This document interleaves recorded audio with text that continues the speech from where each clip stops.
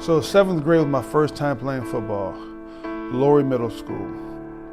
I went out there, we did all the workouts to get on the team, push-ups, sit-ups, you run for so much, jump so much. Put on a helmet the first day, I quit the first day of football in the 7th grade.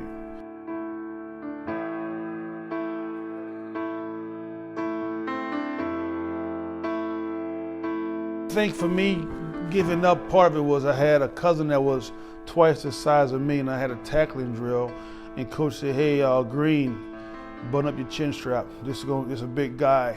I hit him. I can remember the first time I hit him, I think he hit me, and I almost swallowed my mouthpiece. So coach was like, "Hey, Green, get back up there." I had to get back up on the line. Then the second time, I think I was looking through my earpiece, so my helmet was turned to the side almost. I'm looking through my earpiece. I think I swallowed my mouthpiece this time, and I looked around and I'm like, this is not me. I took my helmet off, threw it across the field, and I said I quit. And I remember like the first time at battle, and I quit. I went to the showers. My coach came and ran me down, and he was like, hey, Green, I coach both of your brothers. I coach your cousins. You're not about to quit on me.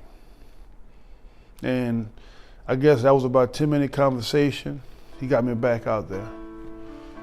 And I felt like a loser. Went back to the same drill. He started the drill all the way over. He said, "Hey, Green, get back up here." I had to tackle that same guy every day for the entire year. So for as liking football, I think I started loving football in the 10th grade from that point, because it was just an emotional ride, but I did everything more for just, I didn't want to be a loser after that.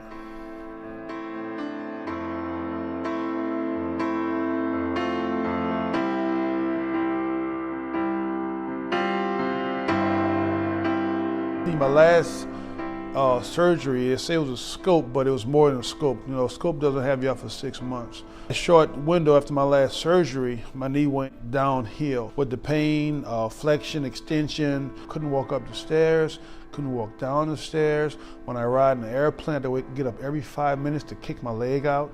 And it was the same thing with a car. So I was at the point leaving New England, went to Denver, and I said I had to find something that could help me without having surgery. And I'm gonna do what I can to stay on the field. But I think when the day that I met them, it changed my life. After I had the injections, 3 days later, all my pain went away, my inflammation went away, my range of motion went back to 100%. I stayed in 3 weeks. Myself and Dr. John Schultz were riding bike in Vail on the hills in 3 weeks. My back was against the wall because I had training camp. I was supposed to rest for 8 weeks. I couldn't.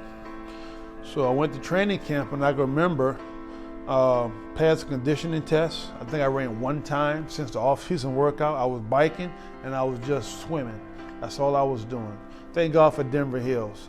And that's all I did. And I went to training camp, passed the conditioning test, didn't miss a day of practice. Went into Denver, I was on the first string team and did everything that I was supposed to do in an NFL training camp. So you tell me what's the difference. You tell me if stem cell does not work. I mean, I'm playing professional football, doing 2-a-days. So to come through stem cell rest for 3 weeks and to have that edge and to feel that way, that was a miracle.